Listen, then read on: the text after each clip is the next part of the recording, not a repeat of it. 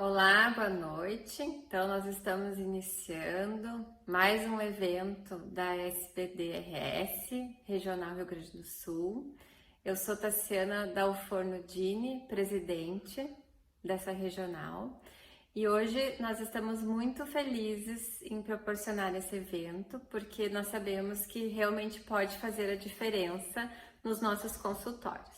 Então, o assunto desse evento é o atendimento de emergências médicas nos consultórios e eu tenho o prazer de apresentar duas grandes amigas minhas, que é a doutora Luciana Cadore Stefani e a doutora Ana Cláudia Tonelli de Oliveira.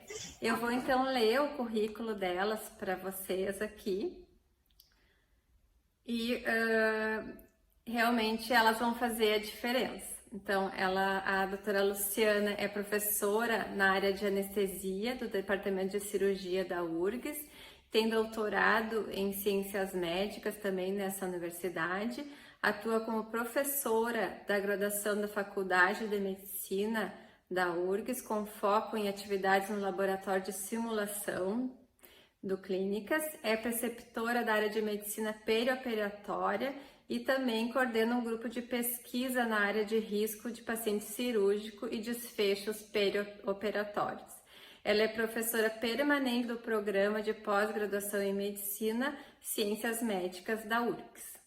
A doutora Ana Cláudia Tonelli de Oliveira, uma querida colega minha de faculdade, ela é médica internista do Hospital de Clínicas de Porto Alegre, membro do grupo de reanimação cardiopulmonar, mestre em clínica médica, doutora em cardiologia e ciências cardiovasculares pela URGS e professora do curso de medicina da Unicinos. A doutora Ana Cláudia tem uma grande experiência na reanimação cardiorrespiratória e vai nos trazer nesse evento mais essa parte. Também nós teremos a doutora Juliana Bosa, dermatologista associada e diretora da SBDRS, que é também doutora em Ciências Médicas pela URGS, que vai fazer a moderação deste evento. Nós preparamos algumas perguntas que nós vamos já fazer ao final das duas palestras para as duas doutoras e eu convido a todos que enviem suas perguntas, principalmente as perguntas relacionadas e as dúvidas ao atendimento de consultório na dermatologia, certo? Então eu desejo um bom evento a todos e estarei aqui na retaguarda também ajudando a doutora Juliana Bosa com as perguntas. Um grande abraço.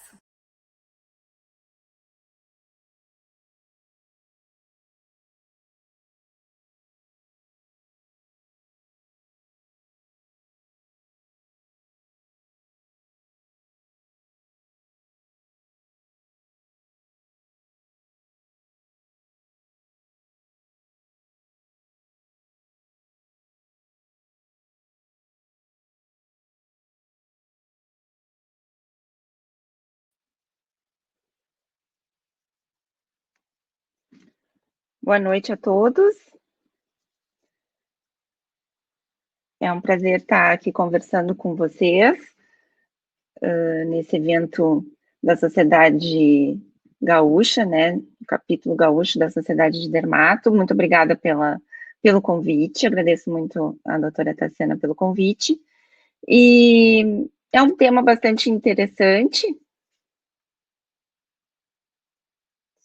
Deixa eu só ver se tá tudo ok.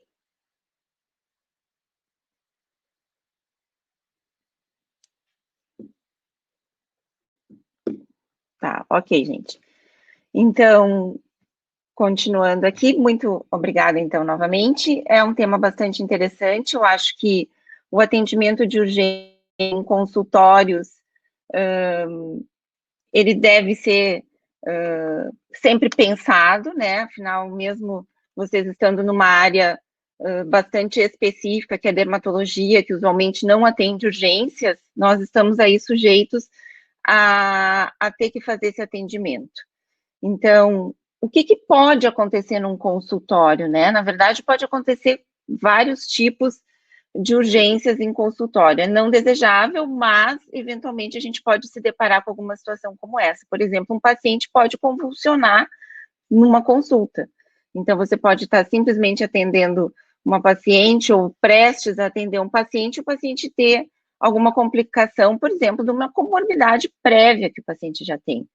Poderia ter desmaiado, poderia ter tido uma síncope, uma convulsão no avião, no Zafari, mas enfim, pode ser também dentro do consultório. E a gente, como médico, tem que saber prestar esse primeiro atendimento. O que existe de literatura em relação a isso, especificamente a dermatologia? Muito pouca coisa, quer dizer, eu fiz uma busca não tão extensa, mas assim, difíceis os artigos que demonstram quais são as urgências que a gente pode se deparar dentro de um consultório, especificamente ainda de dermatologia. Tem uma série de casos aí que foi um survey, na verdade, que colocou que episódios vasovagais, descompensação de doenças pré-existentes, convulsões, podem ser os atendimentos mais frequentes. O que a gente pode pensar dentro desse tipo de atendimento de urgência? O paciente pode dispensar a doença já tem, né? Então, o paciente pode ter uma crise hipertensiva no paciente previamente hipertenso, ter uma hipoglicemia, paciente diabético, ter um quadro agudo, uma dor torácica, sinais ser inesperados, mas pode acontecer, né, diante da gente, ou a gente pode ter complicações que estejam aí mais associadas aos procedimentos que estão sendo realizados. Então, essa sim eu acho que merece uma especial atenção, que é realmente o motivo que vocês mais se preocupam. Mas, acho que voltando ao nosso atendimento inicial, a gente precisa saber o que fazer mesmo, não sendo propriamente associado ao nosso procedimento. Então, diante de um atendimento crítico de uma pessoa que tem uma intercorrência, a primeira coisa é não entrar em pânico, né? Então, a gente vai lembrar das coisas que a gente aprendeu na faculdade, o treinamento todo que a gente tem, afinal, fizemos aí 6 anos de faculdade, a gente sabe de muita coisa que tem que ser feita, entretanto, como a gente não faz isso de rotina, a gente pode nos fragilizar no momento desse atendimento. Então, é importante, a gente vai discutir ao longo de alguns minutos na sequência, da gente ter planos e não entrar em pânico. Então, a gente tem que se treinar nesse sentido, a gente vai precisar prestar aquele atendimento. Prestar o primeiro atendimento, então, de qualquer maneira, a gente vai ter que se treinar como fazer esse primeiro atendimento e conseguir identificar quais pacientes a gente vai ter que encaminhar para um atendimento avançado, né? A partir daqui a gente não tem condições de resolver, a gente precisa de um atendimento avançado, a gente tem que ter esse reconhecimento, certo? Então, primeiro a gente quer identificar e corrigir potenciais situações de risco que coloquem em risco a vida do paciente e encaminhar um serviço de emergência o mais breve possível. Esse talvez é o principal motivo, é o que a gente tem que conseguir fazer. O que quer dizer um atendimento primário? Então, atendimento primário é independente da situação que a gente está vivenciando, vai precisar identificar qual o grau de gravidade dessa situação. Então, primeira coisa é tentar identificar a responsividade do paciente, ver se ele está respondendo, se está respirando, né, expansão torácica. Identificar se tem algo que esteja impedindo o paciente de ventilar, então, via aérea. Identificar se está ventilando, se tem frequência respiratória presente, padrão ventilatório, estado circulatório, identificar se tem pulso, se o paciente tem enchimento capilar presente, e se tem algo grave neurológico acontecendo. Então, uma escala prévia de movimento, de responsividade, é desejável que se faça nesse primeiro momento, num atendimento de um paciente mais crítico. Então, responsividade, né, identificar se tem via aérea permeável, se o paciente ventila, né, chegar perto, auscultar, enfim. Identificar se tem pulso, né, se o paciente tem circulação, isso é raríssimo que vai acontecer dentro do consultório, mas esse é o atendimento que se espera no atendimento primário, quer estejamos no consultório, quer sejamos chamados num avião para atender um paciente em uma situação crítica, certo? E a parte D seria ainda um exame neurológico sumário, quando a gente está diante de uma situação assim. E a avaliação secundária também, isso serve para todos os atendimentos, né, que vai ser o mais usual, o paciente poder responder algumas perguntas, a gente tem que saber por onde começar. Então, existe um acrônimo que se chama SAMPLA, né, essa avaliação secundária. A gente fez esse primeiro atendimento, o paciente está respirando, o paciente está ventilando, está responsivo, bom, por onde a gente começa? O que aconteceu? Sinais vitais, então a gente vê frequência respiratória, frequência cardíaca, pegar o esfígmo que estava escondido em algum lugar, é o momento de estar próximo da gente, identificar a história de alergia, medicamentos, sempre as histórias de uso de medicamento nos dão muitas pistas em relação às doenças que o paciente tem, ou que pode estar associado ao quadro atual. História prévia, então, se o paciente tem também familiar presente na consulta, é o momento de fazer essa história. Horário da última ingestão de alimentos, então é o L, né? Líquidos ou alimentos, né? Isso pode nos ajudar de alguma maneira, às vezes o paciente está muito tempo em jejum, enfim. E o que o paciente fez antes de vir para o consultório. Às vezes o paciente fez um outro procedimento, né? Eventualmente o paciente estava numa outra situação, enfim, intercorrências, tomou alguma medicação antes de sair de casa. Então, isso também é importante, tentar identificar o ambiente, o que aconteceu antes do paciente ter o evento, né? A gente vai falar de alguns eventos que são mais frequentes e que podem acontecer, então, dentro de uma situação de urgência. Convulsão. Convulsão é sempre meio dramático a gente atender, porque o paciente ele fica bastante vulnerável e a nossa tarefa, então, dar esse primeiro atendimento. O paciente ele pode ter uma aura, pode não ter, pode cair de repente, né? Então, o que é a nossa tarefa? A nossa tarefa é proteger o paciente, não entrar em pânico, né? Proteger para que ele não se machuque, não se traumatize com a convulsão. A convulsão é mais traumatizante para quem fica olhando.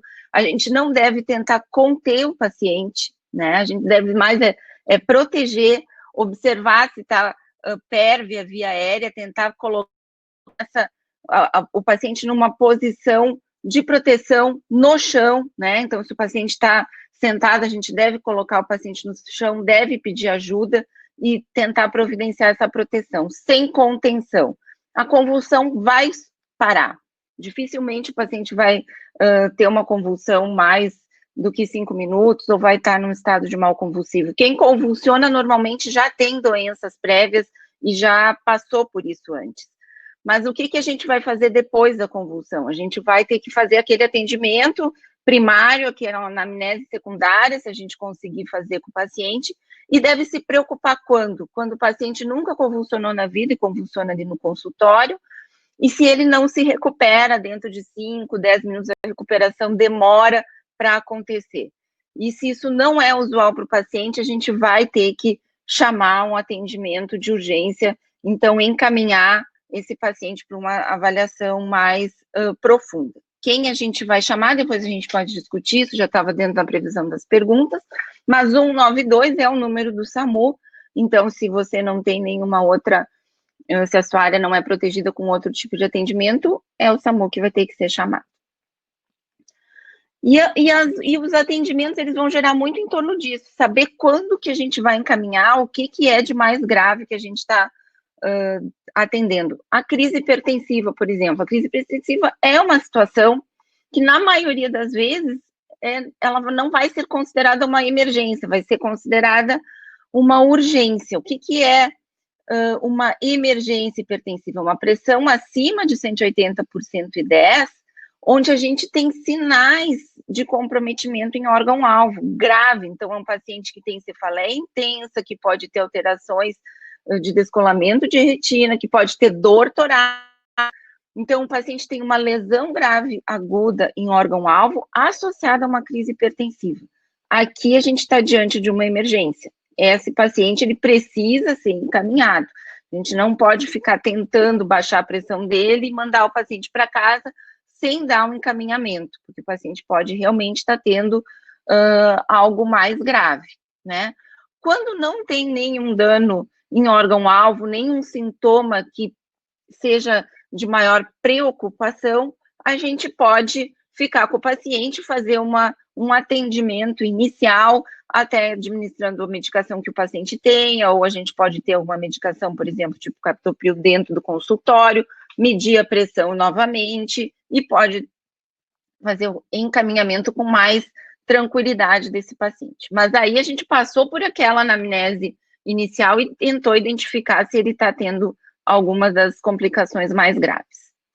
Dor torácica. Dor torácica, ela é uma situação dramática, que se o paciente chegar a ter dor torácica dentro de um consultório médico, o atendimento é a mesma coisa que se ele estivesse em casa. Ninguém fica em casa com dor torácica, a gente também não vai fazer procedimento, não vai dar nenhuma alta para o paciente que esteja com dor torácica. Ele vai ter que seguir o protocolo de dor torácica, muito difícil a gente não encaminhar ou a gente pressupor que pode ser por ansiedade.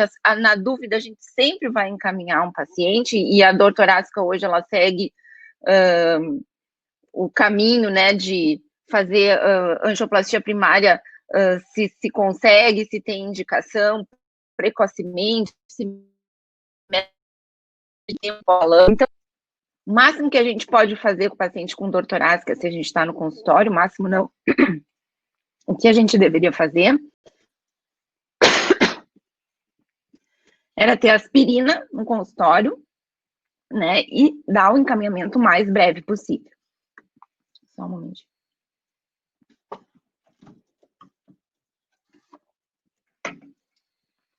O paciente que tem suspeita de AVC também é muito dramático. Então, é aquele paciente que vai ter algum sinal focal súbito, perda de força, perda de sensibilidade, dificuldade na fala, paciente que de repente está conversando e vai ter algum sinal focal. Esse paciente também é muito grave. Então, esse paciente é igual a encaminhamento.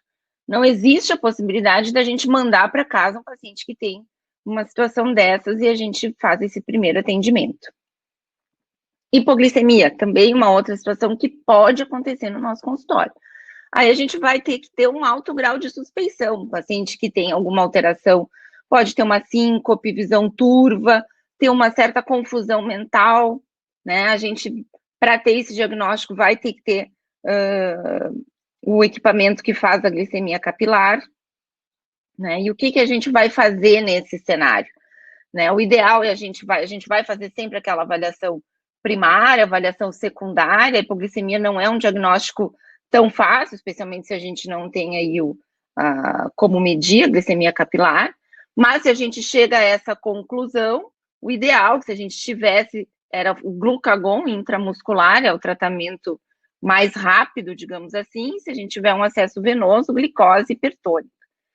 Né? Então, é um atendimento que a gente deve sempre suspeitar no paciente que tem alguma situação tipo síncope dentro do consultório. A síncope é muito frequente, né? Entre todos os atendimentos que a gente pode vivenciar, né, no nosso dia a dia, a síncope é provavelmente um dos mais frequentes. O que é a síncope? É a perda transitória da consciência e ela é causada por hipoperfusão cerebral, né? Ela tem um surgimento repentino, a duração é curta, né? E normalmente o paciente vai se recuperar espontaneamente. Então, aquele paciente que vai cair, a gente vai ter que dar esse primeiro suporte. Por que acontece a síncope, né? Então, tem várias situações, mas o que tem a fisiopatologia comum é que a gente, por pequenos momentos, aí a gente tem uma redução de fluxo para o cérebro e o paciente desfalece. Pode ser por inúmeras razões, né? Pode ser até por ansiedade, paciente que vai fazer um procedimento ficou ansioso, né? Pode ser uma reação relacionada à hipotensão postural, relacionada a medicamentos, ou pode ser também relacionada a algum problema cardíaco. Então, assim, essas são as causas mais comuns. Mais comum é situacional, né? Dor, né? Uma dor intensa, né? Vocês que fazem bastante procedimento, o paciente eventualmente pode não tolerar, é um reflexo que se tem. Muito tempo sentado, muito tempo em pé, em locais quentes, todo mundo já vivenciou ou já teve alguém próximo que tenha vivenciado isso. A hipotensão ortostática é mais associada a paciente de mais idade, que tem neuropatia autonômica, não é bem a fisiopatologia mais comum é essa vasovagal, chamada também de situacional. E aquela que a gente tem que se preocupar e dar encaminhamento, que é considerada uma síncope de alto risco, é uma síncope de origem cardíaca. Então, ela vai ser associada a outros sintomas comemorativos. Então, o paciente pode ter dor torácica, cefaleia, ter palpitações, ser portador de cardiopatia, né? Então, o paciente pode ter um baixo débito, uma bradiarritmia e cursar com síncope. Nesse caso, sim, a gente precisa encaminhar, né? Então, encaminhar quando a gente tem esses sinais que podem nos direcionar uma causa cardíaca de síncope.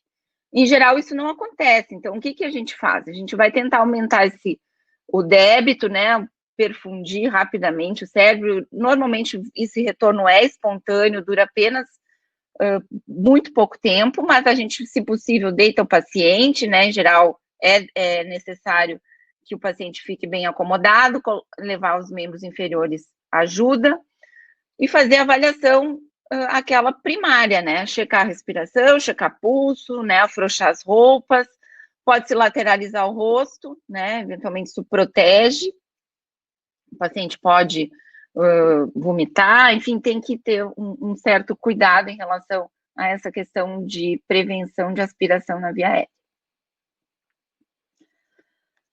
Acho que uma das complicações que mais preocupa, né, pelo menos o que foi nos passado, que vocês têm esse grande temor, é ter uma reação anafilática dentro do consultório. Então, tanto a síncope, reação anafilática, reações associadas às substâncias que vocês injetam, ou propriamente toxicidade por anestésicos locais, são situações que devem ser conhecidas, devem ser pensadas, né, para a gente poder dar o melhor encaminhamento possível.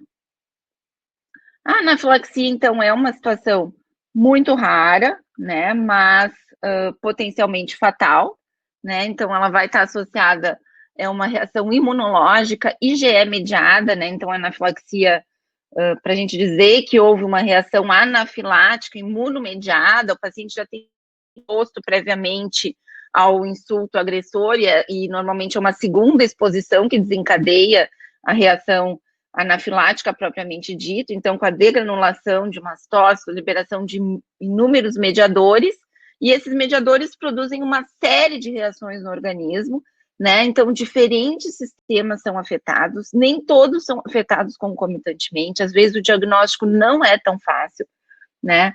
Então o paciente ele pode ter reações cutâneas, pode ter edema de mucosas, pode ter broncoespasmo, dispneia, hipoxemia, muito comum, né? Então, principalmente os sinais no sistema circulatório, então vai haver uma vasodilatação intensa, o paciente pode chocar, né? Fazer uma hipotensão severa, e isso a hipotensão severa é mais frequente do que até sintomas respiratórios, no choque anafilático propriamente dito.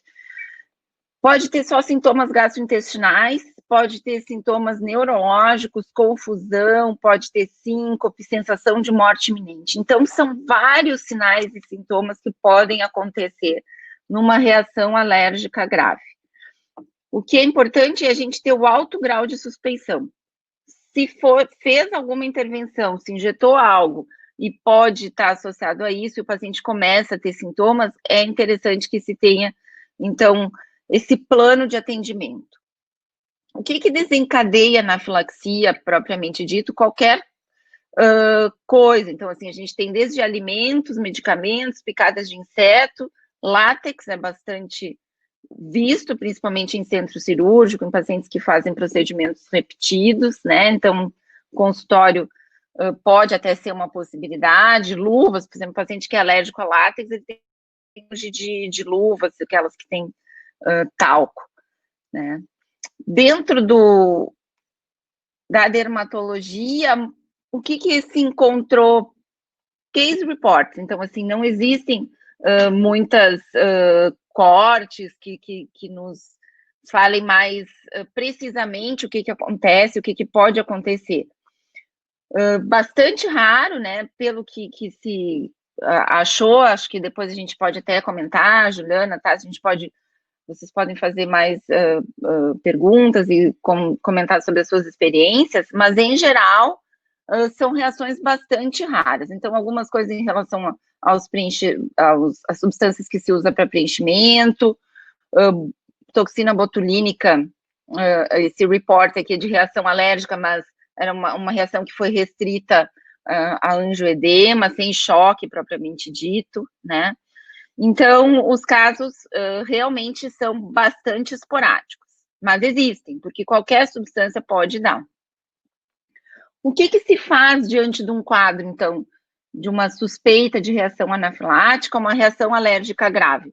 Nem sempre a reação alérgica grave, ela é IgE mediada, então ela é dita uma reação anafilática, mas a gente pode ter uma reação alérgica grave com choque e com todos os comemorativos e o tratamento é o mesmo. Então, essa preocupação no momento da urgência não existe. A gente tem que identificar a gravidade da reação que o paciente está sofrendo.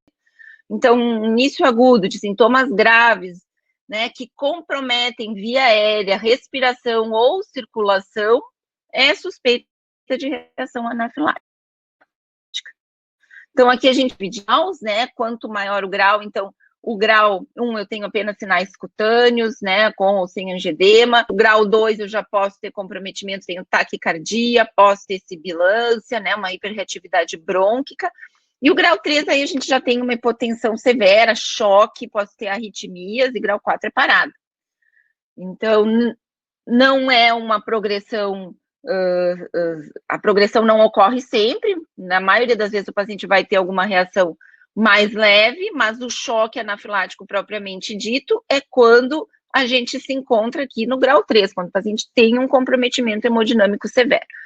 O que se faz? Chamar ajuda imediatamente, a gente não vai conseguir tratar uma reação grave sozinhos, então, dentro da nossa possibilidade, né, suspender qualquer administração de que se esteja fazendo, né, qualquer agressão, qualquer coisa que esteja injetando tem que ser parada, né. O foco de manter vias aéreas e administrar oxigênio, então aqui o que vai ser bastante grave é realmente se a gente perder a via aérea desse paciente, se a gente não conseguir ressuscitar, e isso a gente só vai conseguir tirar o paciente de uma reação anafilática grave com adrenalina, tá? Então, a adrenalina é um tratamento de escolha mandatório, não existe outro tratamento que possa tirar o paciente rapidamente de uma situação grave como essa. Corticoide, antihistamínico não vão ser efetivos, é um tratamento secundário, não vão agir de imediato e, enfim, não vão tirar o paciente de risco de vida.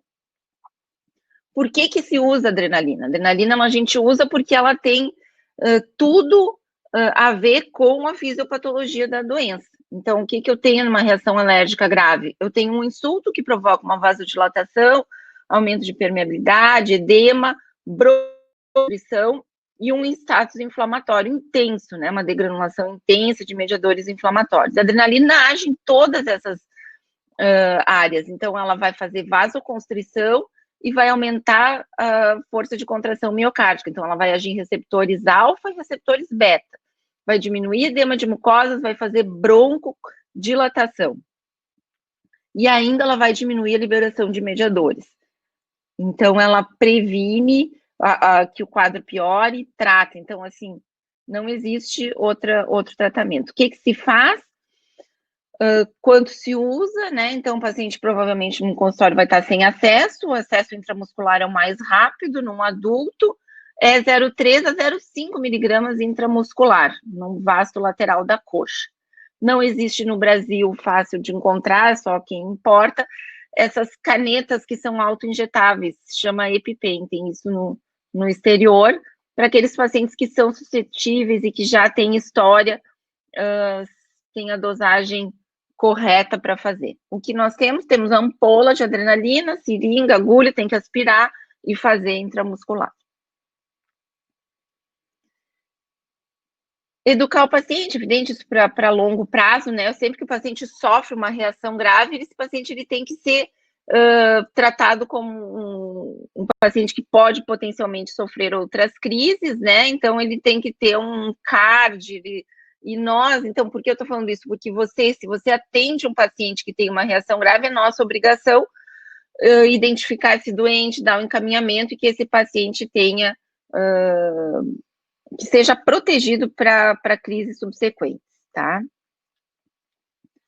Anestésicos locais, qual o problema dos anestésicos locais? Então, vocês usam anestésico local em doses pequenas, usualmente, né? Tenho certeza que ninguém usa doses muito grandes em consultórios, mas o anestésico local, ele é um fármaco que, em doses elevadas, injetado dentro do vaso, em pacientes que têm uma reserva miocárdica mais reduzida, pacientes com insuficiência cardíaca, por exemplo, né, pacientes que são mais críticos, sim, a gente pode ter eventos graves, né? Então, é uma condição conhecida como toxicidade dos anestésicos locais.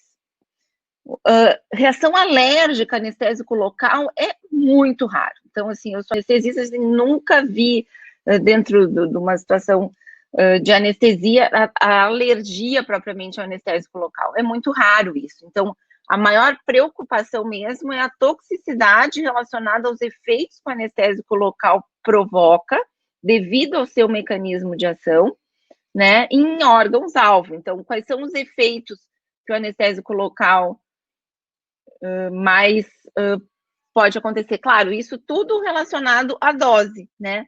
Então, assim, existem doses que são consideradas doses máximas, né, que se deveria respeitar. Então, por exemplo, lidocaína sem vasoconstritor, 4,5 miligrama quilo. É uma dose bastante grande, né? Bupivacaína, 3 miligramas quilo, ropivacaína, 3 miligramas quilo.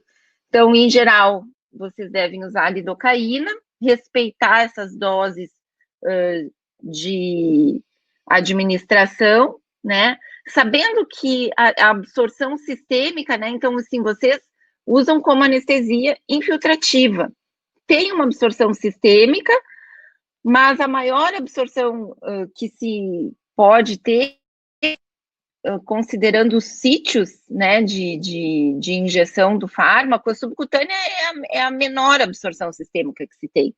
O que se tem realmente que pode se tornar algo um pouco preocupante, por exemplo, próximo aos intercostais, então é uma região muito vascularizada, que às vezes quantidades pequenas já podem ser mais preocupantes, e aqui é um grau de gravidade em relação às anestesias que a gente faz, por exemplo, epidural, plexo braquial, ciático, então é um grau de gravidade, né, de absorção sistêmica. É claro que qual é a pior situação? É injetar inadvertidamente dentro do vaso, né? E isso é prevenível, né? Então, o que se espera? Que a gente tome atitudes preveníveis de aspiração. Sempre, né, o cuidado de não injetar dentro do vaso. Doses pequenas. Os dois sistemas que mais vão ser afetados pela toxicidade dos anestésicos locais é o sistema nervoso central e o sistema cardíaco, né? No sistema nervoso central, o que acontece? O anestésico local, ele é um fármaco que bloqueia canais de sódio, então ele bloqueia o potencial de ação, bloqueia a condução neuronal sensitiva por bloquear canais de sódio. Então, ele tem quando injetado na corrente sanguínea, ele vai ter uma disseminação sistêmica e vai ter o bloqueio, digamos assim, vai ter uma anestesia geral do sistema nervoso central. Então, assim, a gente vai haver uma lentificação de algumas áreas, a gente pode ter, por outro lado, até convulsões, porque os neurônios inibitórios, eles são atingidos primeiro, então o nosso sistema inibitório é atingido primeiro, então pode predominar o sistema excitatório e o paciente ter convulsões relacionadas à idade. E num crescente, a gente pode ter até parada respiratória.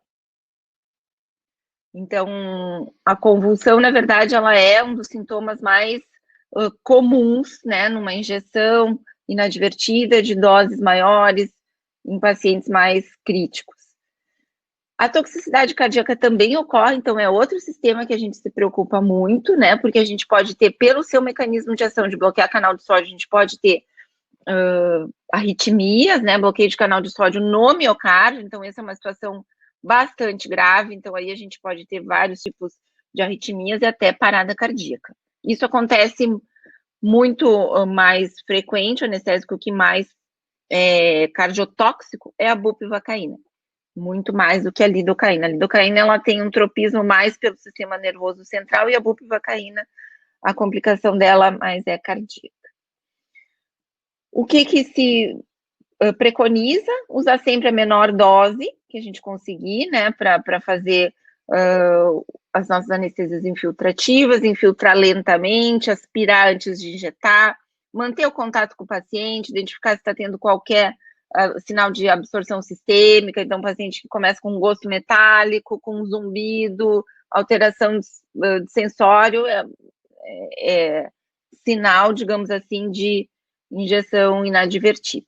Existem protocolos para tratamento, então, assim, quando o paciente entra e realmente tem uma toxicidade aguda, a gente vai seguir protocolos de reanimação, caso o paciente tenha uma parada, e hoje em dia existe uma solução que a gente faz, que é a solução lipídica, para prevenir que o paciente piore do ponto de vista de toxicidade cardíaca, né? Então, é um bolus intravascular de emulsão lipídica, que é a solução que para NPT. Então, isso em protocolo, em hospitais, isso já está bem estabelecido, em locais que se usa anestésico local em grande quantidade, né? Então, acho que realmente não cabe para vocês ter esse tipo, mas vocês devem saber que isso existe. Bom, diante de todas essas potenciais, falamos em algumas situações que podem acontecer, o que se faz, então? Então, refletindo, assim, bastante sobre o que a gente pode fazer, como a gente pode se preparar, é realmente pensar na frente, né? Então, a gente tentar se preparar, tentar identificar como é que a gente pode agir diante de uma situação crítica, né? Estar preparado para a intercorrência, né? Pensar antecipadamente. Vocês têm aí uma resolução, né, que os consultórios de grau 3 devem ter oxímetro, adrenalina, material de via aérea, DEL, desfibrilador. Isso é interessante que se tenha tudo isso, mas a gente precisa saber usar, né? Então, assim, não adianta a gente ter todos esses equipamentos e deixar guardado lá num armário e que quando precisa nem encontra, ou que nunca usou, nunca ventilou um paciente, de repente vai ter que fazer tudo isso.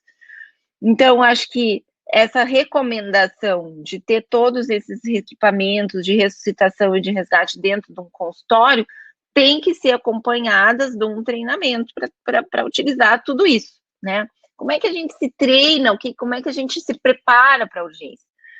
Então, primeiro a gente tem que treinar as habilidades técnicas, né? Então, a gente tem que ter modelos mentais, protocolos. Então, assim, um protocolo de assistência. Então, saber o que eu faço numa convulsão, numa parada, a Aninha vai falar, né?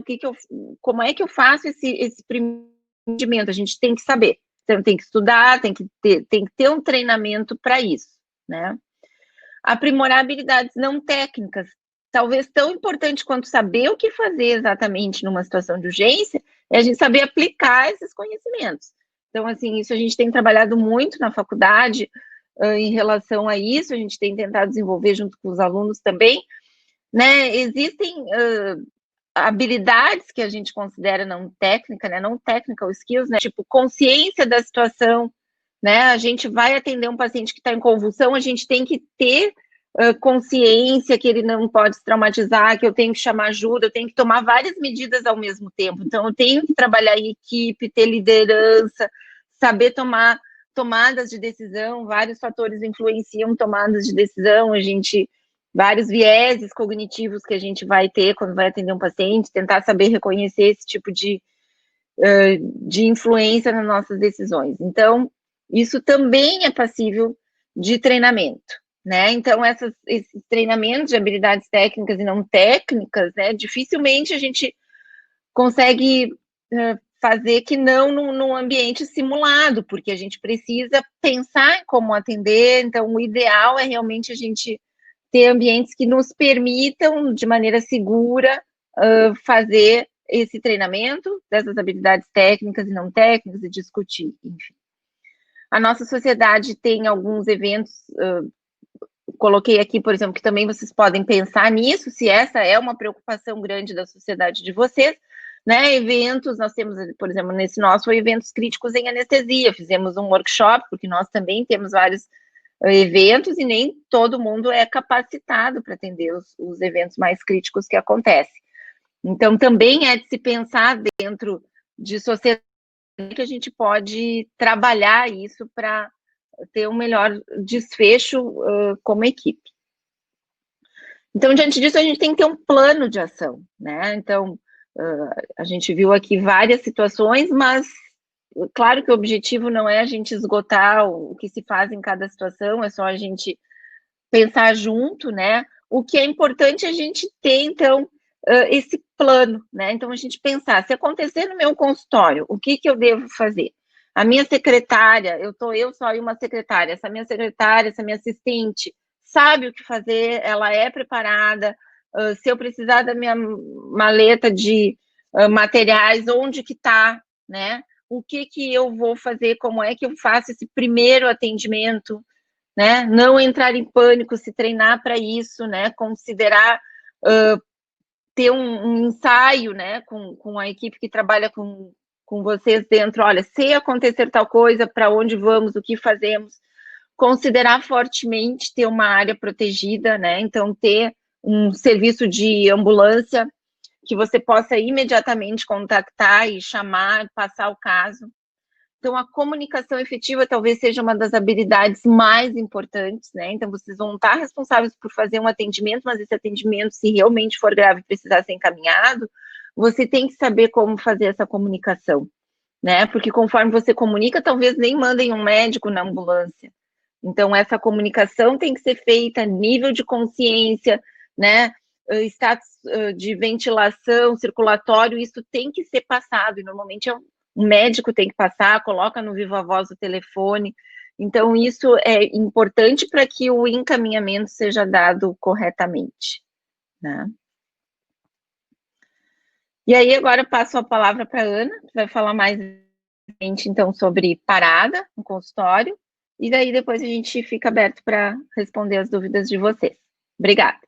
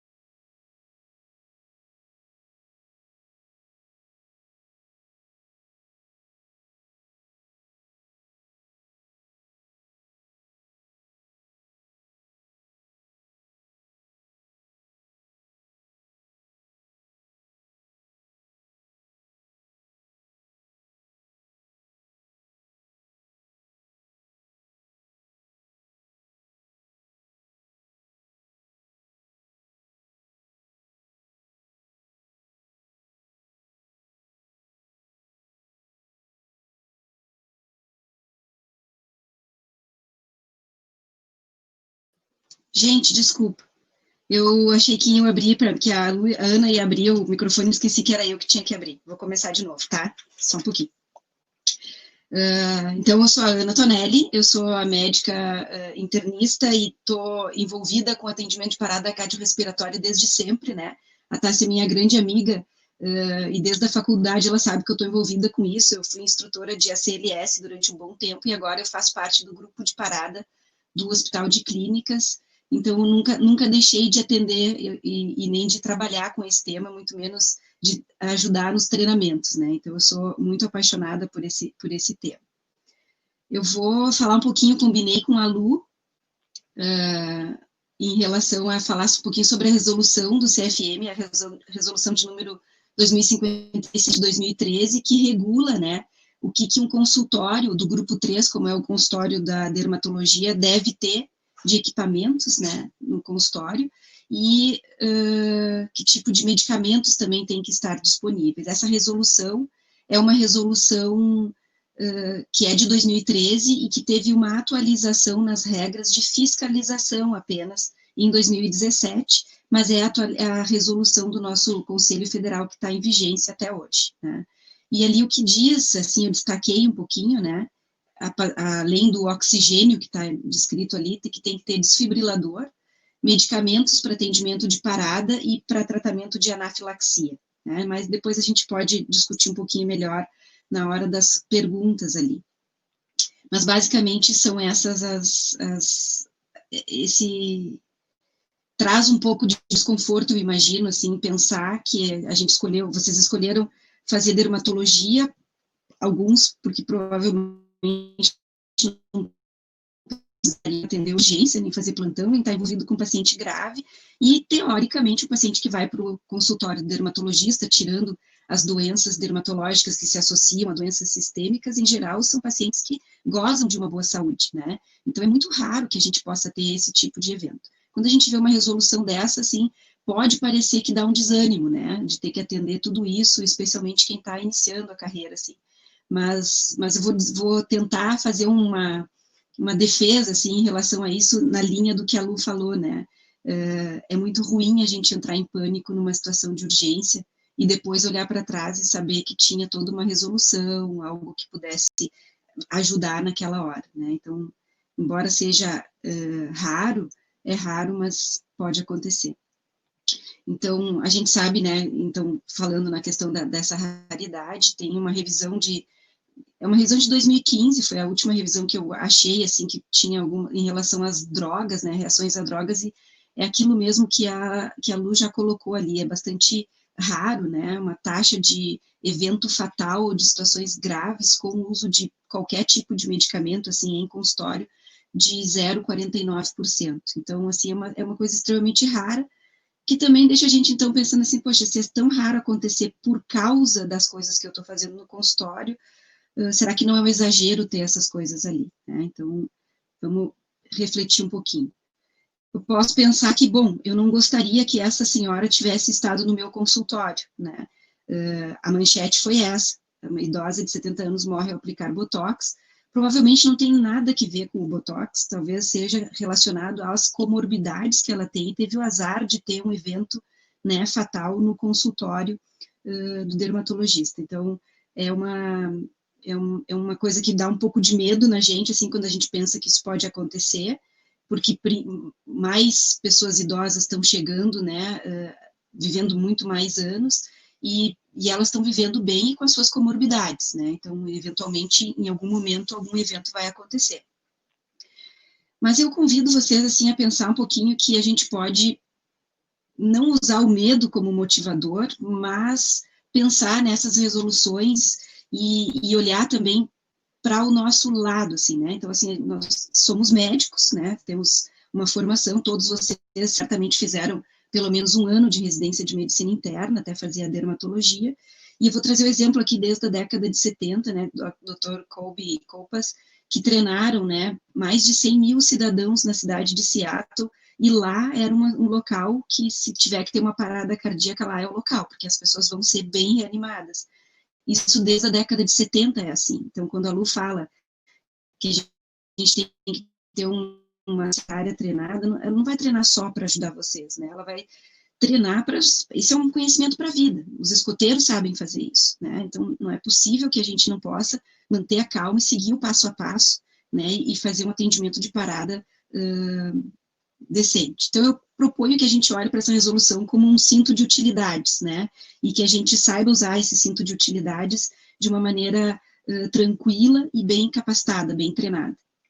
Que é fácil da gente fazê-lo, já deu uma sugestão ali dos cursos, né, que a própria sociedade pode promover, ou tem, principalmente de parada, cursos que são bem disponíveis. Vou falar um pouquinho, então, sobre a parada propriamente dita. Os últimos guidelines ainda são os de 2015, que são da American Heart. O mundo inteiro se capacita baseado nesses guidelines, né, não é só americano, ele é guideline que tem aliança europeia, latino-americana, da Euralásia, então vai quase todo mundo aí nesses guidelines. Ele sofreu uma pequena atualização em 2019, e eu já vou apresentar com essa atualização. Fundamentalmente, a gente tem 5 elos na cadeia de sobrevida das pessoas que sofrem uma parada cardíaca, né? Então, a pessoa não vai ir mal para um consultório de vocês, eu espero. Se ela tiver, ela vai ter um evento súbito no consultório, né? E as paradas súbitas são as que melhor têm resposta se a gente tratar direitinho. Então, basicamente, vou falar sobre esses elos aí, que vai desde o reconhecimento até a chegada do suporte avançado. Primeira coisa é a gente avaliar, então, o primeiro elo é o elo de identificar a parada, né? Avaliar que um paciente não responde. Eu tinha aqui alguns vídeos que eu não vou passar os vídeos, porque fica melhor da gente discutir depois, senão o vídeo fica meio trancado, assim, numa transmissão pela internet. Mas a gente pode conversar um pouquinho depois. Então, o paciente, primeira coisa para identificar uma parada é que o paciente vai parar de responder vocês, ele não vai mais responder, vai perder a consciência, e vocês vão ver que os movimentos respiratórios vão ficar ou agônicos, né, anormais, como um gasping, ou eles vão estar ausentes, né? Então, frente a essa situação, esse é o primeiro elo, que é a questão da gente chamar o socorro precoce. E eu vou dizer para vocês assim, chamar o socorro precoce é o que mais se correlaciona com chance dessa pessoa sobreviver, né? Então, é importante saber quem chamar, né, e imediatamente após identificar a parada. Então, aquela questão da comunicação, né, o que dizer na hora do chamado é bastante importante para o socorro que chegar ser o socorro adequado. Então, chamar ajuda, aumenta em 4 vezes a chance da pessoa sobreviver, porque o socorro adequado, precoce, vai chegar. Então, chamar ajuda, em primeiro lugar, depois de identificar. E para cada minuto que eu demoro para atender esse paciente, para voltar para ele e reanimar, a chance de sucesso de sobrevida reduz de 7% a 10%. Então, a gente pode imaginar que se passar 10 minutos de uma pessoa que não recebeu o atendimento que ela deveria receber, que a gente vai ver em seguida, ela tem praticamente 0 chance de sobreviver dali, né? Então, aqui está a importância da gente fazer as coisas bem passo a passo, mas rápidos, né? Não perder tempo. O segundo elo é fazer a RCP de qualidade. E aqui entra o papel fundamental de quem está atendendo a parada, né? A gente sabe que esse tem sido, nos últimos guidelines, com as últimas evidências, o elo mais importante do atendimento, né? O que garante que a pessoa pode sobreviver sem sequelas é fornecer uma reanimação de alta qualidade. Então, e essa última revisão também coloca que é unânime o posicionamento, né? A RCP tem que ser de alta qualidade. E o que é uma reanimação de alta qualidade? É uma reanimação que tem compressões com a frequência que é adequada, com a profundidade adequada, que permite o retorno completo do tórax entre uma compressão e outra, e que minimiza as interrupções e evita a ventilação excessiva. Então, essa é a definição. Então, atualmente, a primeira coisa que a gente vai ver numa situação de parada, principalmente de morte súbita, que é um pouco diferente, né? Vou fazer uma brincadeira com a Lu, que está escutando. A Lu sempre a primeira coisa vai ser a questão da via aérea, né? mas na parada ela também acaba mudando essa ordem, isso mudou ao longo dos anos, né? Primeiro é a circulação, então, no momento que a gente identifica uma parada, a primeira coisa que por onde a gente começa a atender esse paciente é avaliando o pulso e iniciando as compressões. Depois, abrir a via aérea e depois fazer as ventilações de resgate. Então, imediata ativação do socorro e início de compressões em qualquer vítima que esteja inconsciente. Essa é o passo número 1 para o atendimento da parada cardíaca em qualquer cenário. Isso não é só no cenário, né, fora do hospital. No hospital é a mesma coisa. Então, a gente vai verificar o pulso carotídeo, né, somos todos médicos, então a gente sabe identificar o pulso. Se a gente tiver dúvida se tem pulso ou não, na dúvida é melhor a gente inferir que não tem, porque é menos danoso comprimir alguém que tenha pulso do que deixar de comprimir alguém que não tenha pulso, né? E a gente achou que tinha. Então, pessoas, quando tiver dúvida. Mas é no máximo 10 segundos para ver o pulso, tá? Então, assim, aqui tem uma sugestão de fluxo, né, de como é que a gente atende. Então, não está responsivo, não tem respiração, ou tem uma respiração anormal, chama o serviço de emergência, dizendo que é uma situação de parada, dizendo onde é, né, para o serviço chegar adequado no local. E prepare, né, ou pegue ou encaminhe alguém para pegar o desfibrilador. E vai iniciar a reanimação, iniciar a RCP. Daí, iniciando a RCP, a gente vai ficar num ciclo da avaliação da RCP, fazendo a RCP de alta qualidade, com profundidade e frequência, permitindo o retorno completo, com mínima interrupção. Como é que a gente sabe que está na profundidade e na frequência adequada?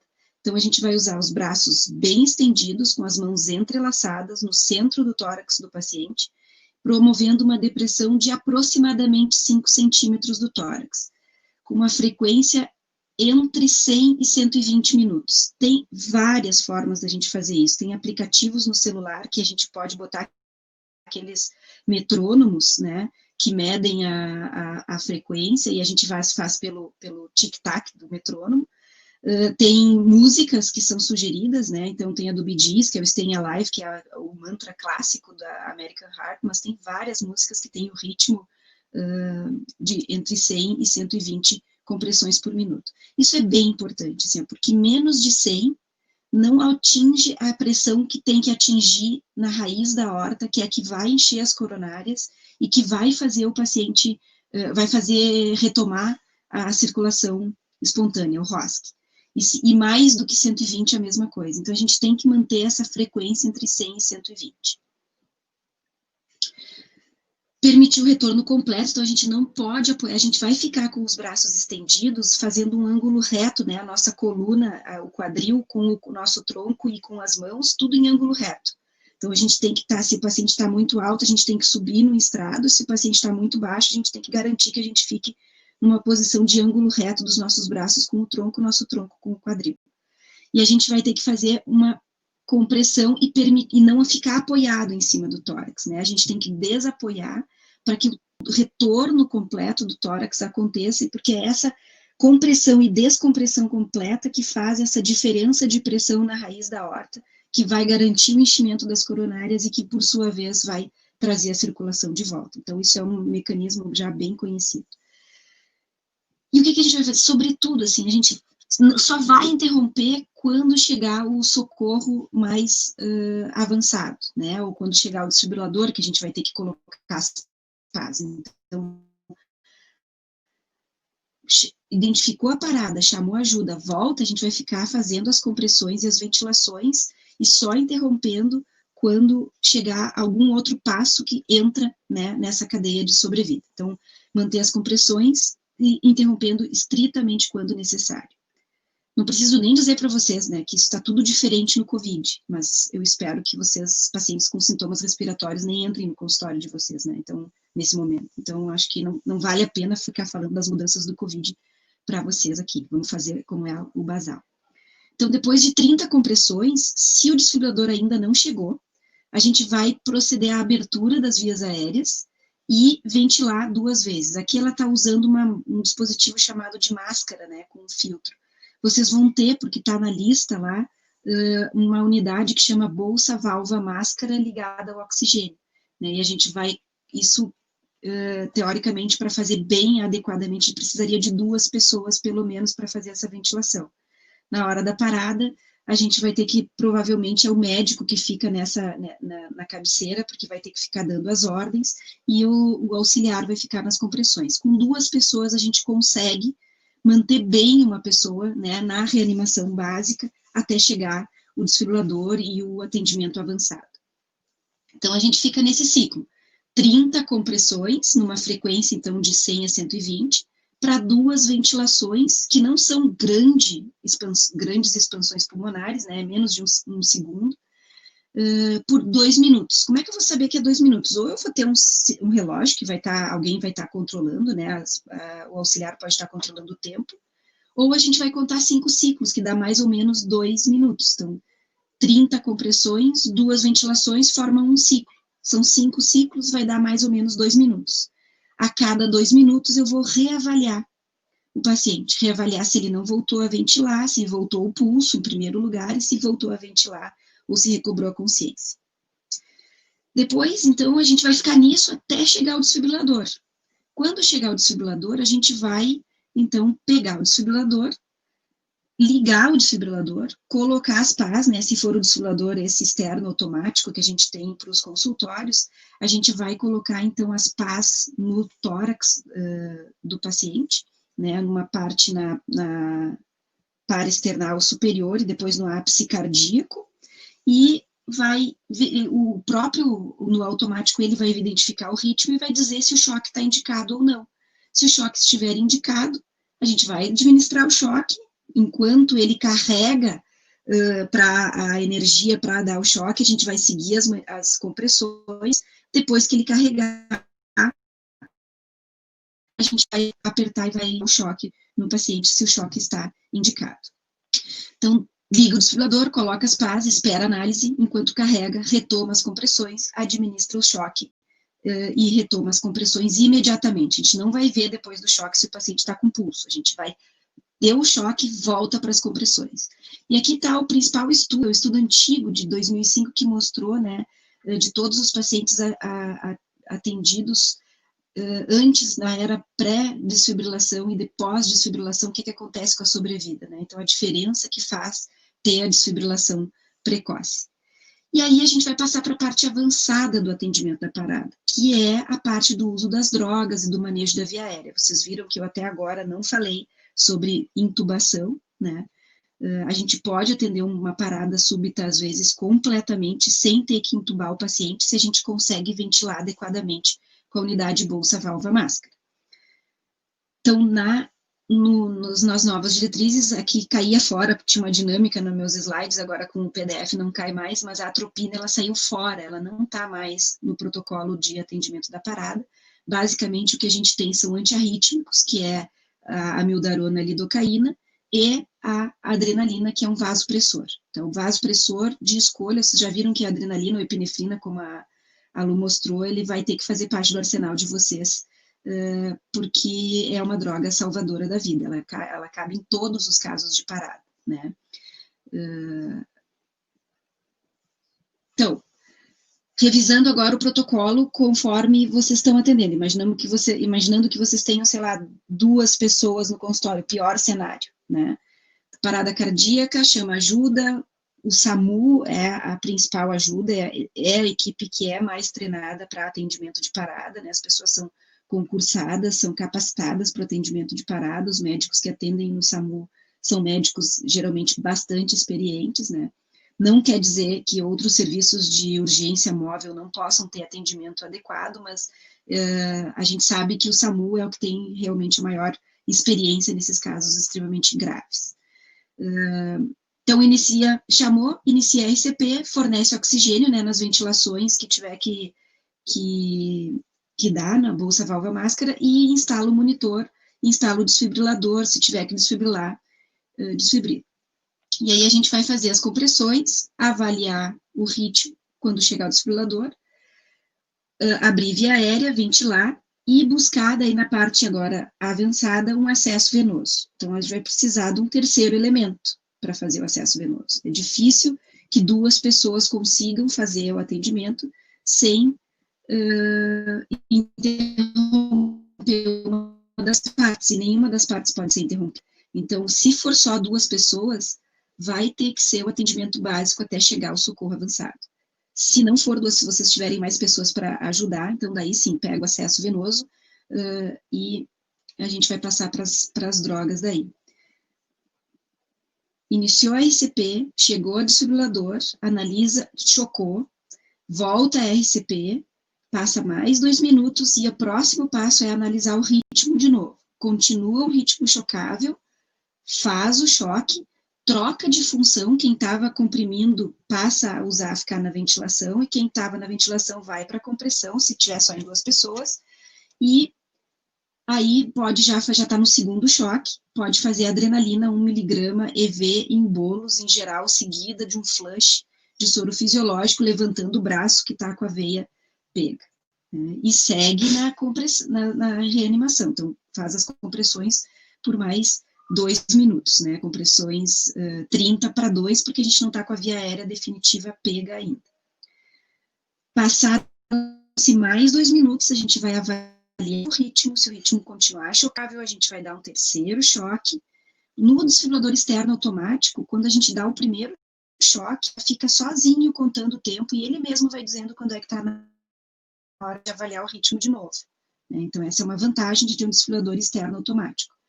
E aí agora a gente vai passar para a droga para antiarrítmico, né? E daí nisso, nos últimos guidelines está a amiodarona, que é 500 mg que a gente faz na dose de ataque, né, na primeira dose. Depois a gente pode repetir 150 mg, ou a lidocaína, né? Até um tempo atrás a amiodarona era a droga de preferência, mas a gente já viu com os estudos que não faz diferença se é a lidocaína ou a amiodarona para o tratamento com antiarrítmico, depois da gente ter feito 3 choques, na verdade, e ter usado um vasopressor, né? E controlar, o fundamental é controlar o controle e a qualidade da reanimação cardiovascular, reanimação cardiopulmonar, e não ventilar de maneira rápida, né, intempestiva. Às vezes a gente fica ansioso e nervoso com a situação da parada, mas é a calma e é o passo a passo, é bem no passo a passo que a gente consegue atender bem, né, a parada, tirar o paciente dali. Então, esse aqui é aquele mesmo círculo lá, né, que eu mostrei no início, até onde a gente iniciou a RCP. Então, vocês vejam que identifica a parada, chama ajuda, fornece oxigênio, inicia a RCP, checa o ritmo, choca, e a gente entra num ciclo, que é esse ciclo azul, né, que vai durar 2 minutos de RCP contínua, monitorando a reanimação. Então, e aí passaram-se, né, os 4 primeiros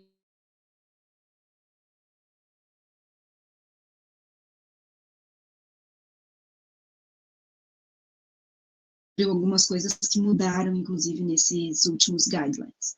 Se a gente tivesse que ter uma sequência, assim, de seta, né, então, identificou a parada, faz a RCP por 2 minutos, chega o desfibrilador, avalia o ritmo, carrega, enquanto faz a RCP, toca, retoma a RCP, passa 2 minutos, avalia o ritmo de novo, carrega, fazendo a RCP, choca, retoma a RCP, e nesse intervalo pode alguém administrar o vasopressor, que é a adrenalina 1 mg EV, daquela forma que a gente falou.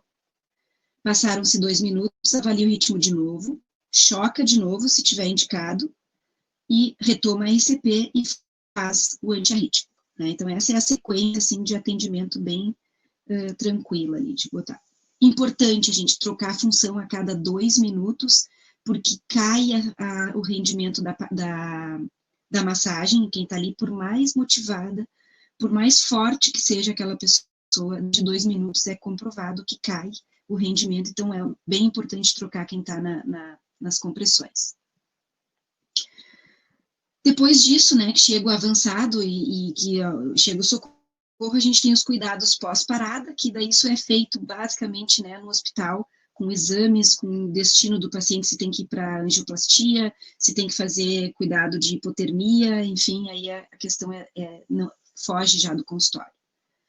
Bom, mas e se o ritmo não for chocável? Se eu não tiver choque, se eu botei o desfibrilador, ele diz que o choque não está recomendado. Né? A gente tem 2 ritmos de parada, basicamente, quando o paciente para. Ou os que merecem choque, e que daí vão receber o choque, e os que não merecem choque. Então, dos que recebem choque é a fibrilação ventricular e taquicardia ventricular sem pulso, e os que não são chocáveis é a ESP e a sistolia. Não quero, assim, assustar vocês. Esse aqui é o eletro normal, tá? Que tem, a gente vê assim, ó, vocês botam o olho, tem que enxergar que antes desse complexo, o complexo QRS tem que ter uma onda P, e na sequência T. E ele tem que ser estreitinho assim. Quando a gente tem um QRS muito alargado, com uma frequência muito alta, isso aqui é uma taquicardia ventricular. Se não tiver pulso, isso é igual a uma parada. E aqui a gente nem tem ritmo. Isso aqui é uma bagunça, aqui bem grosseira, aqui bem fina. Isso é, então, uma fibrilação ventricular, esse paciente está em parada. Não existe fibrilação ventricular com pulso, tá? Então, esse paciente está em parada. Esses 2 ritmos são chocáveis. E ele só vai sair da parada se receber o choque. Por isso, essa questão do tão precoce.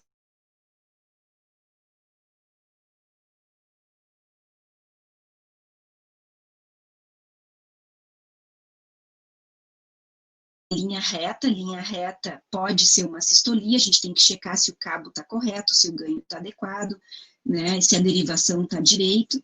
E esse aqui é bem parecido com aquele normal que eu mostrei ali para vocês, mas ele não tem pulso. Então, ele é uma AESP, uma atividade elétrica, que é igual a um eletro normal, mas não produz pulso, ele não tem atividade mecânica. Esses 2 ritmos aqui não se beneficiam de choque. Esses 2 ritmos se beneficiam de reanimação cardiopulmonar, aí ver que não recebe choque, fazer a reanimação e usar os vasopressores, basicamente a adrenalina. E muito penso, precisa pensar o que está acontecendo, porque esse aqui depende, a fibrilação e a taquicardia ventricular, o tratamento é a desfibrilação. Nessa situação aqui onde o choque não está indicado, é a causa base, só vai sair da parada quando a gente tratar a causa de base. Vai ser muito difícil fazer isso no consultório, né? Mas basicamente as mais importantes é hipovolemia e hipóxia, que são as principais, eu acho que poderiam, assim, acontecer no consultório, porque todas as outras as pessoas já estariam muito doentes, não estariam num consultório, né? Ou uma trombose, que é um infarto, uma embolia pulmonar, que possa acontecer, assim, subitamente, e que vai precisar de manejo específico. Então, ritmos que não chocam são bem mais preocupantes, é bom que o som chegue logo mesmo. Então, se eu tivesse que deixar uma mensagem, assim, é a reanimação de qualidade, né? E para isso vale treinar. Então, qualquer curso de BLS já vai deixar vocês prontos tanto para as urgências do consultório quanto para qualquer pessoa que cair do lado de vocês, né? Sendo familiar ou não. Então, esse é um conhecimento, como eu digo sempre, é um conhecimento para a vida. Vocês devem estar se perguntando, tá, mas ela não falou da via aérea, ela disse que ia falar da via aérea. Então, mas e o tubo, né? Então, a gente pode ter um atendimento completo da parada, sem precisar entubar o paciente, desde que a gente consiga ventilar ele com ambu, né? Para isso, vocês já viram que precisa provavelmente de 2 pessoas, mas essa é uma recomendação classe 2B, com nível de evidência B, baseado em ensaios clínicos randomizados. E essa é uma ação nova que veio, que é o que mudou em 2019, né? E que eu acho que interessa a vocês.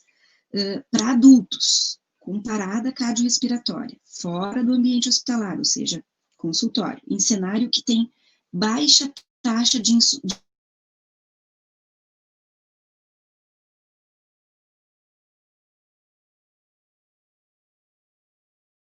sabe muito qual é, porque vocês não devem estar entubando as pessoas com alguma frequência, né? Ou mínima oportunidade de treinamento, é recomendação classe 2A, que se tem um dispositivo supraglótico para manejar a via aérea. O que é isso? É a famosa máscara laríngea, né? Que ela é um tubo inflável, semi-inflável, né? Que é colocado na hipofaringe do paciente, tem o número 5 para homem, número 4 para mulher, assim, de uma maneira geral. A gente deve testar esse balonete, né, antes de inserir, vai passar um lubrificante lipossolúvel ali para ela deslizar bem na parte posterior, e vai introduzir com a mão mesmo, assim, sem laringoscópio, deslizando por trás da língua, deixando até ela trancar bem lá na glote. Quando inflar, isso daqui vai vedar a parte da orofaringe e vai ficar o ar passando diretamente para a laringe, né? Então, a abertura da máscara vai voltada para a língua, a gente avança para a porção posterior e deslizar até o dedo, com o dedo indicador, até trancar a máscara lá embaixo. Vai inflar daí a máscara com 40 ml na número 5, com 30 ml na número 4, vai ocupar todo o centro da boca e o oxigênio, então, vai fluir para dentro da traqueia, por aquela abertura que eu mostrei para vocês ali. Ter uma posição auscultando ali o epigastro para ver se não tem ruídos, né, que estejam passando para o esôfago. É menos estressante e é o mais recomendado para quem não tem treinamento ou que não tem taxas boas de sucesso com intubação. Esse é o que está nas novas diretrizes, assim, que vai sair, as próximas deveriam sair em 2020, né, então não sei com essa questão da pandemia se vai estar direitinho. Então, fazendo parte do carrinho de vocês, né, então, o desfibrilador externo automático, o ambu, o oxigênio, a adrenalina, a amiodarona e o material de intubação, ou a máscara laríngea ali, né, que é o que está mais indicado. Então, eu acho que a gente tem uma mensagem importante, né, quando a gente aprende alguma coisa, quando a gente treina ou se capacita, né, depois que a gente faz isso, ninguém mais tira da gente, né, a gente só precisa ter um pouco de manutenção da prática, mesmo a gente que trabalha num cenário hospitalar e bem avançado, a gente periodicamente tem que se treinar também. Então, com isso, eu queria agradecer o convite, e desculpa se eu passei um pouco do tempo, desculpa o início ali, que não esqueci de ligar o microfone e a câmera. Nós gostaríamos de agradecer a doutora Luciana e a doutora Ana pelas excelentes aulas, foram feitas várias perguntas, né, acho que a gente pode passar para um momento de discussão, né. Uma questão que foi abordada pela doutora Luciana, mas acho que é um ponto importante que vale a pena ressaltar, é se valeria a pena pagar mensalidade desses serviços de resgate, como Unimed, enfim, algum outro. E também se, outra pergunta que surgiu é que se o SAMU vai ao consultório quando ele é chamado, né, eu acho que vale a pena a gente ressaltar, até já foi respondido pela doutora Luciana, mas é um aspecto importante, né.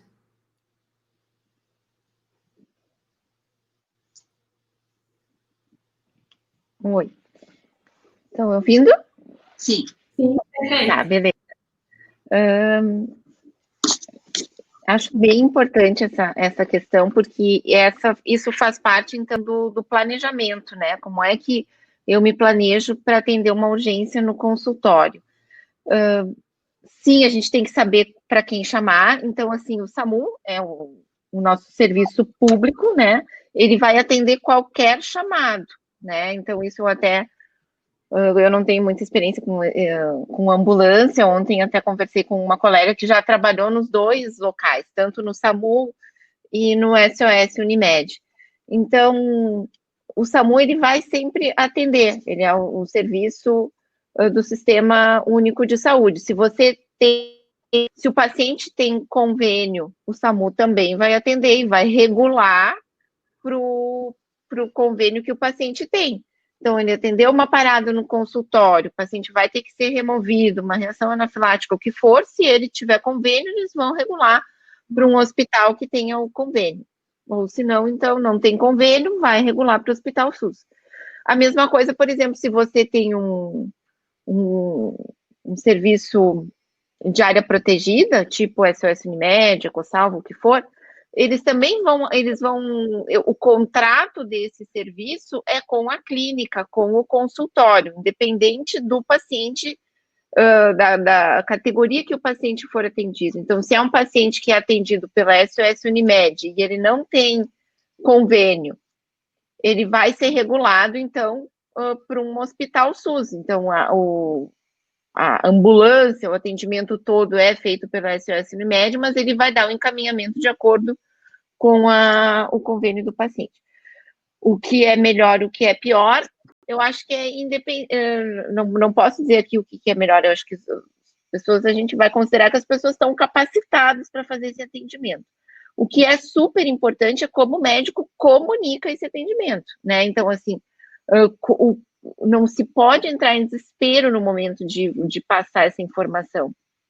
Então, que essa colega me falou que muitas vezes os médicos delegam essa função para o funcionário, claro, você está atendendo ali uma questão de urgência, a pessoa que está lá chamando a ambulância entra em desespero, diz que só está chamando e não fala das características do atendimento, quer dizer, se é um paciente que está em parada, se é um paciente que está com via aérea garantida ou não. Então, essa informação tem que ser passada adequadamente. Então, se é o médico que está em atendimento, coloque no viva voz e ele passe essa informação mais adequada para vir a ambulância adequada, porque tem várias categorias, conforme a situação, eles não mandam médico, né? Ou vem uma ambulância menos equipada. Então, a nossa tarefa como atendimento primário ali é dar um encaminhamento adequado. Sei, Ana, se tu tem alguma coisa.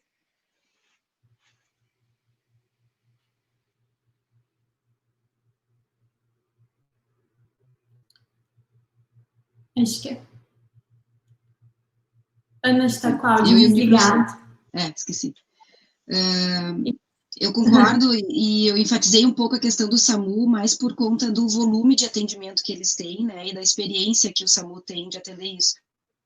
Mas os outros serviços de urgência móvel estão muito bem equipados, né, o próprio hospital de clínicas que a gente atende, quando faz transporte de paciente, quando tinha duas unidades, usava um serviço privado, né, de transporte móvel, e que a gente faz fiscalização, eles têm todo o equipamento direitinho, né, então, todos os equipamentos e os médicos, assim, bem capacitados e treinados. Eu acho que é fundamental essa questão da comunicação, né, de dizer bem direitinho o que está acontecendo, onde que é, e que precisa vir de uma ambulância avançada, né, com um médico e com um desfibrilador. Acho que esse comando, né, numa situação de emergência, ele tem que acontecer e ele é responsabilidade de quem está atendendo lá na ponta, porque senão corre o risco de vir um carrinho, né, da Ecosalva que não vai fazer nada, e aí perde tempo. Então, esse comando, ele é bem importante. Eu acho que tem que ter o planejamento e vocês têm que ter o plano A e o plano B. Se falha um, tem que ter o outro. Perfeito, acho isso fundamental mesmo a questão de... E teve uma pergunta aqui sobre qual hospital devemos encaminhar o paciente. A regulação, ela é feita pelo próprio SAMU, né, ou pela Unimed, enfim, o serviço que presta o atendimento. E outra questão aqui em relação daí a...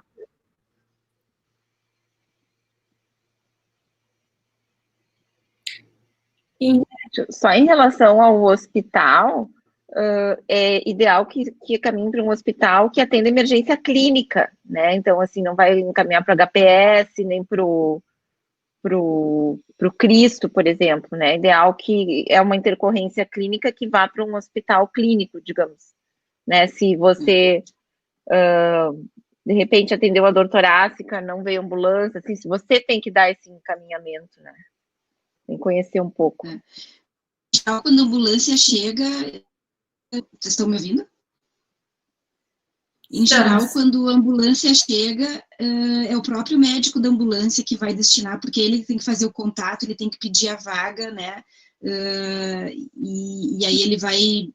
Em geral, eles conseguem ver com a família, com o atendimento, qual é o convênio do paciente, qual é o hospital que atende, se o hospital pode receber. Na verdade, ajuda em sentidos, inclusive nesse, né, da gente conseguir dar um destino correto para o paciente. Perfeito. Aqui tem uma pergunta também em relação à síncope, se a checagem da frequência cardíaca tem que ser central ou se pode ser periférica. Posso falar, Lu? Tá. Sempre central. Né? O pulso periférico, ele é mais difícil da gente pegar, né? O pulso central, ele é mais fácil e se tem pulso o paciente em seguida vai recobrar a consciência, né? Então, ter pulso central, ele é essencial. Então, sempre que tiver qualquer problema com diminuição do sensório, própria síncope ou própria crise convulsiva, o pulso é central, né? Que é na face interna do esternocleidomastoideu e na região femoral. Então, sempre pulso central. Pulso para a gente tomar os sinais vitais na chegada do paciente.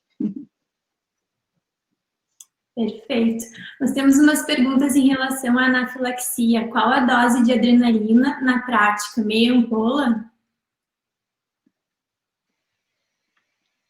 Meia ampola. Se tiver que escolher, 0,5. A ampola de adrenalina tem 1 miligrama, né? 1 miligrama num ml. Aí você vai aspirar meio ml e injetar na coxa, no vasto lateral da coxa. Se tem choque. Se tiver veia, por exemplo, se tiver numa outra situação que não vai ser o caso, a gente faz doses menores, fracionadas e vai acompanhando. Mas aqui a gente está falando, então, numa situação dramática, e que você vai ter que escolher a dose. Então, se tiver que fazer essa escolha, é de 0,3 a 0,5 miligramas, mas a ampola tem meia ampola. É bem simples da gente imaginar assim, ó, na parada é 1 miligrama, a ampola tem 1 miligrama. Né? Na reação anafilática, ela é uma condição pré-parada, então é um pouco menos do que a dose da parada, né? Metade da dose, 0,5 no vasto lateral da coxa. E se a gente tiver que fazer intravenoso, é menor do que essa ampola ainda, né? Eu acho que teve uma pergunta aqui, que foi a questão se dava para dar adrenalina pela máscara laríngea. Não dá, tá? E já tá, não é que não dê, é se tem realmente a via ou intravenosa ou intraóssea, aí a gente, em último caso, usa via, né, aérea, mas a gente não, na parada, não usa medicamentos pelo tubo ou traqueais, porque, primeiro, não é efetivo, segundo, a absorção é errática e a gente acaba hiperventilando o paciente, o que é deletério para ele na hora da parada. Ainda em relação à Não, tá ótimo, que bom. Ainda em relação à anafilaxia, existe um risco do uso da hialuronidase, né? E é uma preocupação, assim, bastante frequente. A gente recebeu questionamentos em relação a isso. E se deveria existir algum preparo na hora em termos de aparato, né, para realizar a aplicação da hialuronidase no consultório. Como que vocês acreditam que isso deveria ser abordado? Olha, quanto à hialuronidase, eu até pesquisei bastante sobre o assunto, não vi nenhuma recomendação formal em relação ao risco da hialuronidase, a necessidade de acesso venoso e a um tratamento específico para isso. Né? A gente usa na anestesia há bastante tempo a hialuronidase nos bloqueios oftalmológicos e nunca foi uma medicação assim de maior precaução, assim, nunca tivemos um evento específico e tal. Então, eu não encontrei recomendação específica para ter acesso venoso e preparo. Eu acho que tudo que se fizer, né, deve ser cuidado, né? Existem essas recomendações de ter esses primeiros materiais e equipamentos, né? É uma preocupação, tanto eu quanto a Ana, nós discutimos um pouco, né, que o ideal é a gente, que nem eu comentei, ter os equipamentos e adrenalina, enfim, mas saber o que fazer, né, e como fazer, né, que adianta a gente ter também material de acesso venoso se a gente não sabe pegar veia, né, então, vai vir o serviço avançado, ele vai trazer os materiais de acesso venoso, ou a gente vai ter uma estrutura com técnicos de enfermagem, né, aí muda um pouco as características. Agora, acho que você tem que ficar atentos, né, identificar o que está se propondo de eu acho que existe um limite de coisas para se fazer em consultório, respeitar, né, esse limite, né, ficar atento na literatura, não ultrapassar, não fazer coisas heróicas, né, enfim, não é nossa área, a gente é mais uma questão de cuidar, fazer o que é o certo, o que é recomendado, né. Tem uma pergunta ali, quem tem alergia à picada de abelha possui alguma recomendação especial em uso de hyaluronidase? Porque às vezes a gente lê nos artigos que deveria ser questionado e se caso a pessoa apresentasse reação à picada de abelha ou vespa, não se deveria aplicar, porque teoricamente teria hyaluronidase no veneno desses insetos, enfim, que deveria ser evitado. Não sei se vocês têm alguma recomendação nesse sentido também.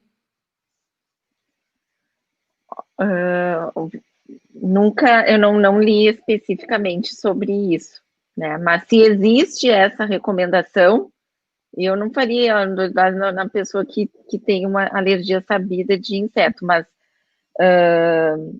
acho que fica para a gente revisar mais, assim. Tem perguntas aqui também, Luciana, em relação ao uso de anestésico com vasoconstritor em áreas periféricas, assim, qual é o risco, né, e qual seria a recomendação?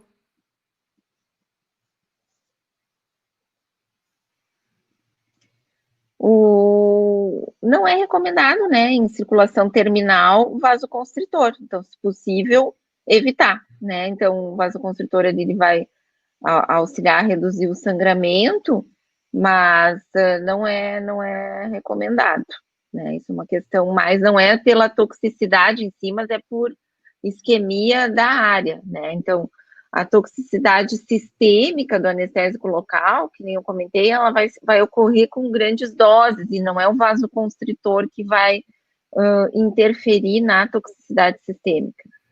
O que se usa em bloqueios, que se faz com grande volume de anestésico local, então até em anestesias, ou mesmo em emergência, quando se quer fazer um bloqueio de plexo com grandes volumes, ou no neuroeixo, às vezes se faz doses testes com o anestésico local misturado com adrenalina como um marcador, mas aí isso é um outro uso da adrenalina.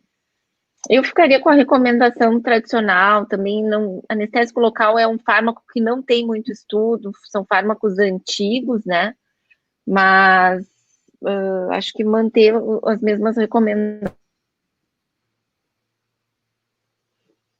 Perfeito. Tem uma pergunta para a Ana.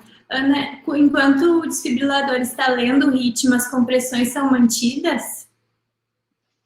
Não, ele tem que, para ele poder analisar, tem que parar, para poder analisar o ritmo. Tem que parar.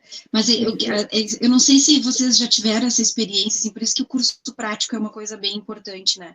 Ele dá todos os comandos. Várias pessoas estão aqui nos comentários escrevendo da necessidade de um curso prático, né? Então, acho que é uma demanda bem grande por parte dos nossos associados. Né? Várias pessoas escrevendo aqui. Porque claro, eu coloquei ali porque o atendimento aparado, e tem todos aqueles aparatos que vocês têm que ter no consultório, que está dito ali, mas bem como a Lu falou, assim, vocês, a grande realidade talvez seja vocês mais a secretária. E o atendimento com duas pessoas é o atendimento básico até chegar ao desfibrilador, e ter o desfibrilador ali ajuda. Então, toda aquela parte do avançado, do ter que pegar a veia, do que dá adrenalina, claro que é importante a gente saber, se tiver treinamento é melhor a gente fazer enquanto espera ajuda, mas eu acho que o fundamental é saber fazer bem esse básico, saber usar bem o desfibrilador, porque isso realmente vai fazer a diferença quanto mais precoce. Agora, as outras coisas avançadas, se a massagem estiver bem, até chegar ao socorro, vai dar bem, né? Vai ficar bem. E tinha uma pergunta aqui de quais medicações vocês considerariam como essenciais, assim, de ter disponíveis no consultório? Bom, vou falar pela questão da parada e da anafilaxia, que são as duas situações mais potencialmente fatais e com duas drogas que não tem muito erro, elas vão ter que acontecer nessas duas situações, né? Então, a adrenalina, ela acho que ela é fundamental, assim, como medicamento para ter, né? Depois, aí, situações menos ruins, mas assim, por exemplo, ter glicose.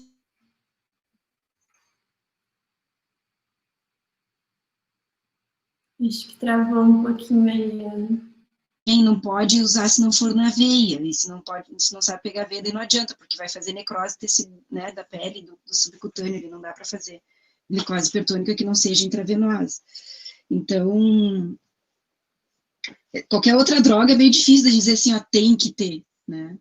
Essas duas aí, a adrenalina, eu acho que é fundamental, assim, para ter tratamento de urgência mesmo. Perfeito. Além disso, assim, vários mesmo associados escreveram da necessidade dos cursos práticos, né? E, além disso, tem uma pergunta aqui em relação aos anestésicos ainda. Qual parâmetro de pressão arterial para não usar anestésico com vasoconstritor num paciente hipertenso? Qual? Desculpa? O anestésico com Qual vasoconstritor?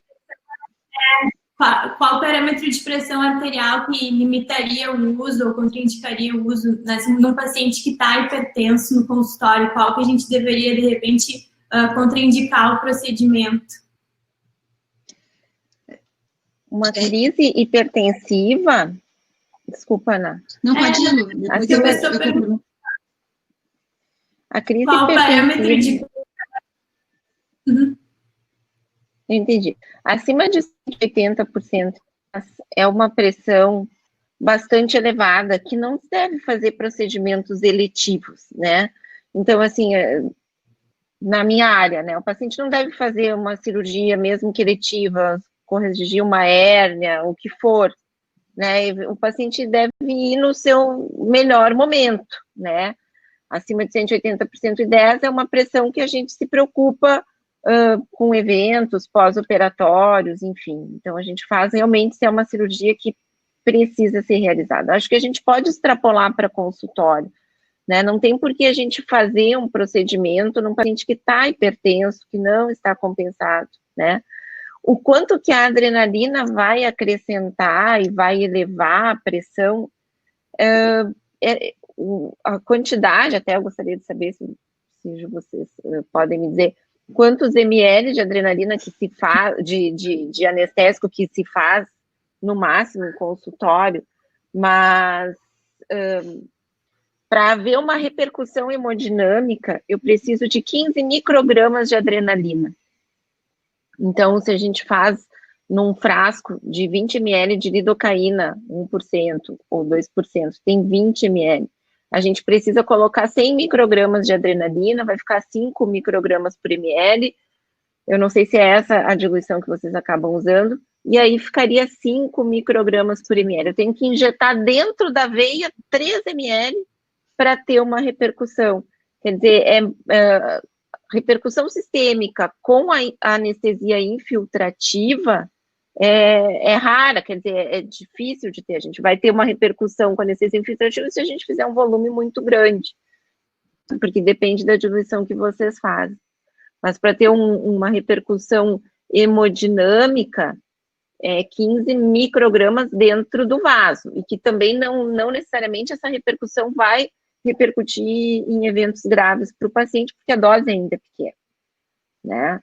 Eu ficaria com a recomendação de que o paciente hipertenso, descompensado, acima de 180 de sistólica, 110 de diastólica, deve voltar num outro dia com a pressão mais compensada, até pelo risco até do sangramento no local, né? Você vai fazer os pontos, vai tirar um nervo que é um pouco maior, pode ter um sangramento ali não desejável, né? Num consultório, numa situação totalmente seletiva, né? Que é um procedimento seletivo. Nós gostaríamos de agradecer. Eu só lembrando a questão da adrenalina, né, do anestésico com vasoconstritor, o efeito também é bem agudo, né? Então, um paciente que é hipertenso crônico, que tem hipertensão controlada, dificilmente vai ter uma repercussão disso, né? O importante é que ele não esteja fora do seu controle. O que é o controle, né? O controle é em torno de 140 de sistólica para baixo, e 90 de diastólica para baixo. Então, dentro desses valores, assim, a gente tem uma segurança bem grande, assim, de fazer qualquer procedimento, né? Perfeito. Muito obrigada pelas aulas, foram excelentes, super esclarecedoras e demandam agora que sejam realizados cursos práticos, então, né, já que vieram várias dúvidas e também por parte dos associados, um agradecimento especial para vocês por terem nos abrilhantado com as aulas essa noite. E a gente gostaria de deixar um recado para os associados da SPD, que está sendo organizado nos eventos chamados interfaces, né, em que serão feitos uma interface entre algumas especialidades da dermatologia. O primeiro evento vai ser dia 1º de julho, com a reumato, né, e depois nós vamos ter outros eventos com a endocrinologia e também com a gastroenterologia. É uma iniciativa nova, tendo em vista esse novo cenário que a gente tem, né, e também vão ser eventos online, né, para todo mundo. Muito obrigada a todos que ficaram com a gente até agora, uma boa noite, obrigada novamente para a doutora Ana e a doutora Luciana, foram excelentes. Obrigada mesmo. Obrigada, eu que agradeço a oportunidade, é sempre um prazer poder colaborar com as colegas.